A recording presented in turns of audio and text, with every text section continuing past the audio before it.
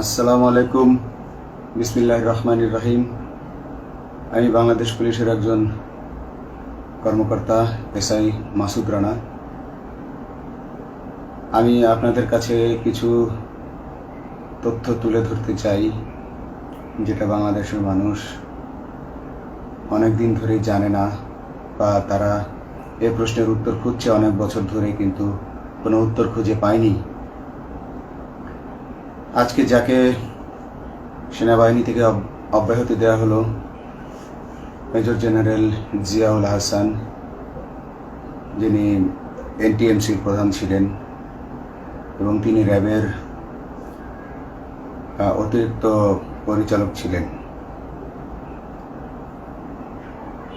অতিরিক্ত পরিচালক অপারেশন। তিনি মেজর থাকতেই র্যাবে ছিলেন এবং বাংলাদেশে যত গুম খুন হয়েছে, বিএনপি সহ অন্যান্য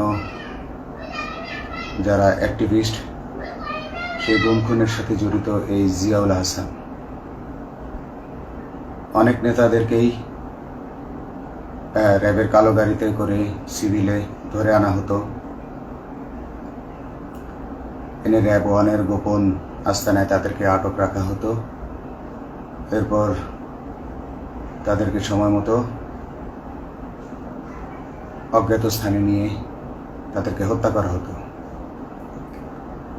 এবং অজ্ঞাত স্থানেই তাদের লাশ হয়তো নদীতে ডুবিয়ে দেওয়া হতো, নয়তো তাদেরকে দাফন করা হতো, নয়তো অ্যাসিডের মাধ্যমে তাদের লাশকে গলিয়ে দেওয়া হতো। আমি 2014 অক্টোবর থেকে 2017 ডিসেম্বর পর্যন্ত র্যাব সদর দপ্তরে কর্মরত ছিলাম। তখন র্যাবের ডিজি ছিলেন বেনজির, যিনি আজকে দেশের হাজার হাজার কোটি টাকা চুরি করে, পুলিশের হাজার হাজার কোটি টাকা চুরি করে পালিয়ে গেছেন বিদেশে। তো আমি দেখেছি অনেক মানুষকে কিভাবে অন্যায়ভাবে গ্রেফতার করে নিয়ে গুম করে রাখা হতো। আমি রিসেপশনে ডিউটি করতাম।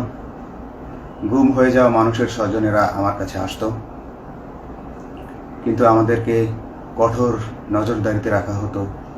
সিসি ক্যামেরার আওতায় ছিলাম, তাদের সাথে আমরা ওভাবে কথা বলতে পারতাম না। তাদেরকে কোনো তথ্য দেওয়া নিষেধ ছিল আমাদের জন্য। কিন্তু তাদের স্বজনরা আসলে এসে যখন এখানে কান্না করতো, আমি নিজেকে ধরে রাখতে পারিনি। আমি অনেকের স্বজনকেই তাদের স্বজনের, গুম হয়ে যাওয়া স্বজনের পরিণতির কথা জানিয়ে দিতাম। বিশেষ করে যাদেরকে মেরে ফেলা হতো, খুন করা হতো, তাদেরকে আমি খারাপ সংবাদটা দিতাম না। কিন্তু যাদেরকে বন্দি করে রাখা হতো, যেমন বিএনপি নেতা সালাউদ্দিন আহমেদকে যখন অ্যারেস্ট করে আনা হলো, তিনি অ্যারেস্ট করার সময় ধস্তাধস্তিতে মাথায় আঘাত পেয়েছিলেন। তাকে র্যাব ওয়ানের গোপন কক্ষে আটক করে রাখা হয়েছিল দীর্ঘদিন। এরপর তাকে এক সময় ভারতে পাচার করে দিয়ে আসা হয়। তাকে অজ্ঞাত কারণে হত্যা করা হয়নি। তার ফ্যামিলি এসেছিল, তার স্ত্রী হাসিনা আহমেদ, তার ভাই গিয়াসউদ্দিন আহমেদ। ওনারা আমার কাছে বেশ কয়েকবার এসেছেন। আমি কয়েকদিন ওনাদের এই উদ্বেগ, উৎকণ্ঠা, আমার সামনে বসে কান্নাকাটি দেখে আমি থাকতে পারিনি। আমি ওনাদেরকে কৌশলে আমার ফোন নাম্বার দিয়ে আমি ওনাদের সাথে দেখা করে ওনাদেরকে জানিয়ে দিই যে সালাউদ্দিন সাহেবকে হত্যা করা হয়নি, উনি জীবিত আছেন এবং ওনাকে হত্যা করার সিদ্ধান্ত নেওয়া হয়নি। এই সিদ্ধান্তগুলো জেনে নিতেন তিনি হচ্ছেন বর্তমানে মেজর জেনারেল জিয়াউল হাসান, যাকে আজকে অব্যাহতি দেওয়া হয়েছে। শুধু অব্যাহতি যদি দেয়া হয়, তাকে যদি বিচারের মুখোমুখি করা না হয়, তাহলে এই আন্দোলনের, এই স্বাধীনতার কোনো মূল্য থাকবে না। আমি আজকে আর কাউকে ভয় পাই না। আমি আজকে বিশ্বাস করি যে আজকে আমাকে এই সত্য বলার জন্য কেউ গুম করে দিতে পারবে না, এই সত্য বলার জন্য কেউ আমাকে অ্যারেস্ট করবে না। সেই কারণে আমি বুকে সাহস নিয়ে আজকে কথাগুলো বলছি। আপনারা যারা বিএনপি নেতা ইলিয়াস আলীর অপেক্ষায় আছেন, তাদের জন্য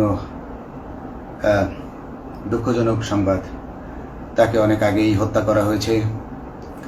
তাকে পতেঙ্গা সমুদ্র সৈকত দিয়ে কড়া পাহারায় সাগরের মাঝখানে নিয়ে স্পিড বোটের মাধ্যমে মুখে পলিথিন পেঁচিয়ে হত্যা করে, তার পেট ছুরি দিয়ে ছিদ্র করে, তাকে পাথর দিয়ে বেঁধে সাগরে ডুবিয়ে দেওয়া হয়েছে। শুধু ইলিয়াস আলী নয়, অনেক নেতার সন্ধান যারা আজও পাননি। কিছু মানুষ তো ঘর থেকে উদ্ধার হয়েছে, কিন্তু যাদেরকে আপনারা পাননি তাদের সবার এই করুণ পরিণতি হয়েছে। আমি যদিও তারা এই কাজগুলো অতি গোপনে করত এবং র্যাবের অন্যান্য শাখার কর্মরত কর্মকর্তা কর্মচারীরা এটা জানতো না, কিন্তু আমি অত্যন্ত বিচক্ষণভাবে আমি এই খবরগুলো নিতাম, কারণ আমি জানতাম এগুলো একদিন আমি প্রকাশ করতে পারবো। এবং এই দিনটার অপেক্ষায় ছিলাম আজকে এত বছর, মানুষের কাছে সত্য প্রকাশের। বাংলাদেশের মানুষ জানুক যে কারা খুনি, কারা এত মানুষকে খুন করেছে, এই দেশ থেকে এই দেশে ত্রাসের রাজত্ব কায়েম করেছে। তারা মাদকের ক্রস ফায়ারের নামে যে হত্যা ট্র্যাডিশন চালু করেছিল, এই ট্র্যাডিশনের উদ্দেশ্য ছিল বিরোধী দলের লোকজনকে হত্যা করা। কারণ পুলিশ এবং সেনাবাহিনীর অনেকেই মানুষ হত্যা করতে ভয় পেত, তারা এটাতে অভ্যস্ত ছিল না। অনেকেই অনেক সাহসী, কিন্তু একটা মানুষকে হত্যা করার পর তারা আর ঘুমাতে পারতো না, তাই তারা এসব কাজ করতো না।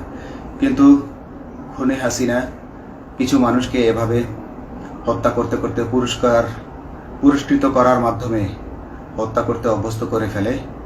তারাই এই গ্রেফতারকৃত এই গুমকৃত মানুষদেরকে গুলি করে হত্যা করত। এবং তারা এতটাই নিষ্ঠুর যে তারা এক একজন কয়েক শত করে হত্যা করেছে। এবং এই মানুষগুলোর সংখ্যা বেশি নয়, কারণ সবাই লাশ দেখতে পারে না। একটা মানুষকে খুন করার পর লাশের যে ছটফটানি এবং মাথায় গুলি করার পর মাথার যে বিকৃত অবস্থা, এই জিনিসগুলো আমাদের অনেকেই আমরা সহ্য করতে পারি না। তাই আমাদের মধ্য থেকে কিছু হায়নাকে বেছে নিয়ে তারা একটা টিম গঠন করে, তাদেরকে র্যাব সদর দপ্তরে বেনজির আহমেদ প্রতি মাসে পুরস্কার দিতে ডাকতেন। এবং প্রত্যেকটা র্যাবের বিভিন্ন শাখায় এরকম দু একজন রাক্ষস ছিল যারা মানুষকে শুট করত, গুলি করত, হত্যা করত এবং গুম করত। তারা এখনো আছে।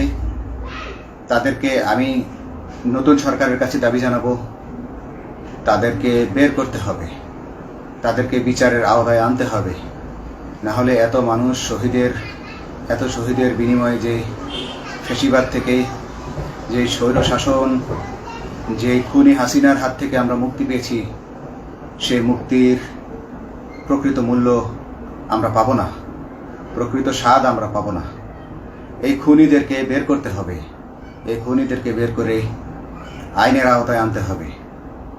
বাংলাদেশ পুলিশ কখনোই গুলি করতে অভ্যস্ত ছিল না। আপনারা জানেন একসময় পুলিশ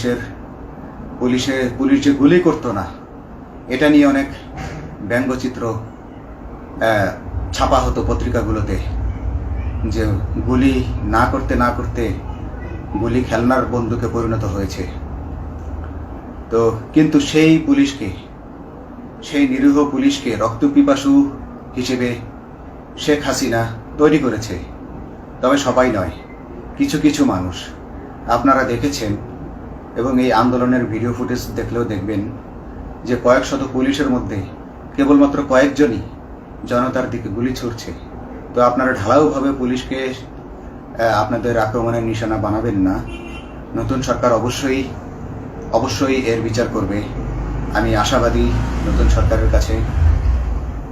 তারা যদি আমার কাছে কোনো তথ্য চায়, আমি তথ্য দেব ইনশাল্লাহ। এবং এই খুনিদেরকে, এই রাক্ষসদেরকে বের করতে হবে। প্রতিটি গুমের, প্রতিটি হত্যার সুষ্ঠু তদন্ত করলে এগুলো বের হয়ে আসবে বলে আমি আশা করি। এবং আমি চাই এরা ধরা পড়ুক, এদের বিচার হোক, না হলে এরা যুগে যুগে এই রাক্ষস যুগে যুগে রয়ে যাবে, আমাদের মাঝেই তারা লুকিয়ে থাকবে এবং যুগে যুগেই তারা মানুষের রক্ত পান করেই যাবে। পুলিশ বাহিনী মানুষকে সেবা করবে, এটাই হওয়া উচিত পুলিশের ধর্ম।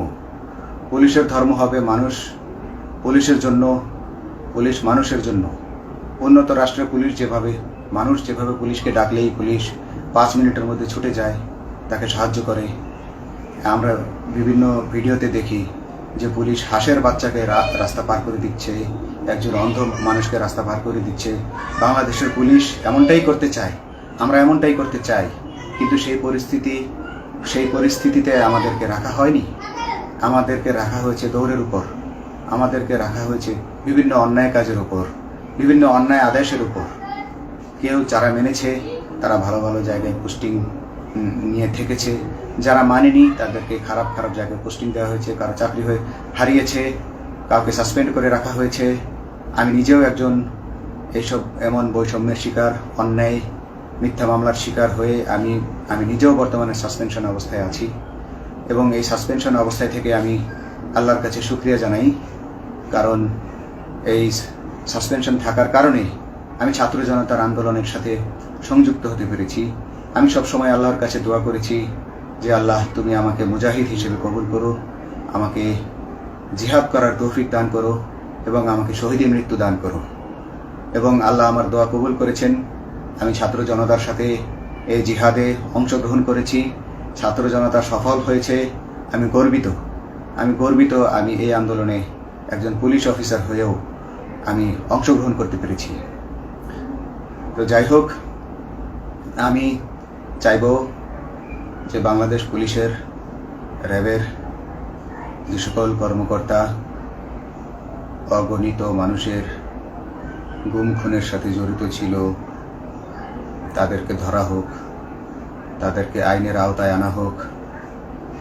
আমাদের মতো অনেক অফিসার আছি যারা এসব কুকর্মের সাক্ষী, আমরা সাক্ষ্য দেব। আমরা এখন আর ভয় পাই না। আমরা আসলে যে ভয় পেয়েছি তা নয়, আমাদের বাহিনীতে টিকে থাকাটা জরুরি ছিল। জনগণের স্বার্থেই আমাদের বাহিনীতে থাকা জরুরি ছিল, কারণ আমরা যদি বাহিনী থেকে আউট হয়ে যেতাম তাহলে এসব তথ্য আমরা জানতে পারতাম না এবং জনতার কাছে পৌঁছাতে পারতাম না। জনতার কথা বলতে হলে, জনতার সাথে থাকতে হলে আমি পজিশনেও থাকতে হবে। এই জন্য অনেক কিছুই প্রকাশ করিনি, কারণ আপনারা ভালো মতোই জানেন যে অনেক সেনাবাহিনীর মেজরকেও গুম করে দেওয়া হয়েছে যারা মুখ খুলেছে। আমি তো একজন সামান্য সাব ইন্সপেক্টর, আমাকে গুম করে দেওয়া তাদের 1 সেকেন্ডের ব্যাপার ছিল। তো আমি এখন বিশ্বাস করি যে এখন সেই দিন, সেই কালো মেঘ সরে গেছে আকাশ থেকে, আকাশ মুক্ত হয়েছে, এই দেশ জালিমের শাসন থেকে মুক্ত হয়েছে। আল্লাহ তাআলা আমাদের উপর রহমত বর্ষণ করেছে। অগণিত মুসলিমের দোয়া আল্লাহ তাআলা কবুল করেছেন, অগণিত 18 কোটি মানুষের দোয়া আল্লাহ কবুল করেছেন। নইলে এইভাবে হঠাৎ করে 15 দিনের মধ্যে 15 বছর ধরে গড়ে ওঠা রাক্ষসের পতন ঘটা আল্লাহর রহমত ছাড়া, আল্লাহর রহমত ছাড়া এটা কখনোই সম্ভব হতো না। আমি আল্লাহর উপর ভরসা রেখে বলছি, আপনারা নতুন প্রশাসনকে ঢেলে সাজান, পুলিশ বাহিনীকে ঢেলে সাজান। এই সিস্টেমের মধ্যেই, পুলিশের এই সিস্টেমের মধ্যেই গণ্ডগোল আছে, নিয়োগের মধ্যে গণ্ডগোল আছে। আপনারা এই সিস্টেমগুলো পরিবর্তন করুন, আপনারা এই সিস্টেম পরিবর্তনে সাহায্য করুন এবং পুলিশ ডিপার্টমেন্টে যত ডিপার্টমেন্টাল পরীক্ষা আছে এগুলো তুলে দেন। এই ডিপার্টমেন্টাল পরীক্ষাগুলোর মাধ্যমে আমাদের ঊর্ধ্বতনরা আমাদের গলা সবসময় চিপে ধরে রাখে, ঠিক আছে? সেজন্য আমরা তাদের কাছে সবসময় আটকা থাকি। এই জন্য আমরা অনেক কিছু বলতে পারি না, অন্যায়ের প্রতিবাদ করতে পারি না। তো এই সিস্টেম পরিবর্তন জরুরি। ডিপার্টমেন্টে কোনো পরীক্ষা থাকা যাবে না। কনস্টেবল হতে যারা একটা নির্দিষ্ট সময় পর তার বিভিন্ন কোর্স করানোর মাধ্যমে তার প্রমোশন হতে হবে। সাব ইন্সপেক্টরে ভর্তি হয়ে 5 বছর পর ইন্সপেক্টর হিসেবে পদোন্নতি পাবে, তার 5 বছর পর সহকারী পুলিশ সুপার হিসেবে পদোন্নতি পাবে। এভাবে আইন পরিবর্তন করতে হবে। তাদেরকে দক্ষ করে গড়ে তোলার জন্য বিশেষ কোর্সের আয়োজন করতে হবে এবং সৎভাবে বাঁচার জন্য সঠিক বেতন কাঠামো এবং ভালো কাজের জন্য পুরস্কার এর ব্যবস্থা করতে হবে। বিভিন্ন যে চোরাই মাল মাদক উদ্ধারের জন্য সেক্ষেত্রেও বিশেষ পুরস্কারের ব্যবস্থা থাকতে হবে এবং বাসস্থান এবং যানবাহন, পুলিশের যেই ব্যয়টা হয় সেটা হচ্ছে বাসস্থান এবং যানবাহন। পুলিশ আমরা নিজের বেতনের টাকা দিয়ে মোটরসাইকেল কিনে চাকরি করতে হয়, এই বিষয়টা যেন না করতে হয় এবং সরকারি বাসস্থান যদি আমাদেরকে দেয়া হয় তবে আমরা বেতনের টাকা দিয়ে আমরা মানুষকে সেবা দিতে পারবো, সৎভাবে চলতে পারবো এবং দেশের মানুষকে সন্তুষ্ট করতে পারবো ইনশাআল্লাহ। তো আমি আপনাদেরকে প্রথমে যেই তথ্যগুলো দিয়েছি গুম খুনের বিষয়ে, আপনারা এই তথ্যগুলো অনুসন্ধান করুন, অনুসন্ধানে টিম গঠন করুন। প্রত্যেকটা গুম খুনের বিচার হতে হবে এই দেশে। যারা আটক ছিলেন অনেকেই হয়তো এখন আয়নাঘর থেকে মুক্তি পেয়েছেন, কিন্তু যারা দুর্ভাগ্যের শিকার হয়ে মৃত্যুবরণ করেছেন তাদের আত্মীয় স্বজনরা, তাদের প্রতি আমার সমবেদনা রইল। তারা জোর দাবি তুলুন, তারা সবাই সরকারের কাছে আপনাদের পরিবার পরিজনের নিখোঁজ হওয়ার বিষয়টি তুলে ধরুন, আপনারা জোর দাবি জানান এবং গুম খুন তদন্তে একটি তদন্ত কমিটি গঠন করা হোক, যেখানে কোনো পুলিশ বা সেনাবাহিনীর সদস্য থাকবে না। এটা হতে পারে বিচার বিভাগীয় তদন্ত বা অন্য কারো মাধ্যমে, কিন্তু এই হায়নাদের এই খুনিদেরকে বের করুন, বের করে এদেরকে শাস্তির আওতায় আনুন, তবেই এই তারা তাদের বলিদান সফল হবে। আসসালামু আলাইকুম।